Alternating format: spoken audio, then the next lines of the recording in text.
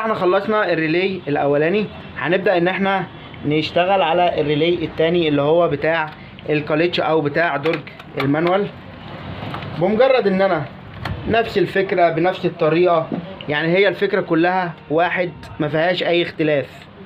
الفكرة كلها واحد ما فيهاش اي اختلاف. ان انا هطلع برضو الريلي وهبدأ ان انا انضف مكان الريلي برضو اهوت زي ما انتم شايفين حضراتكم.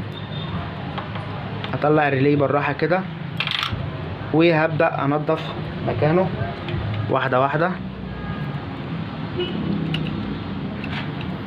انا شغال الخطوات بالراحة خالص. يا ريت ما تنسوش تكتبوا لنا تعليق لو استفدتوا من فيديوهاتنا، تكتبوا لنا تعليق اسفل الفيديو.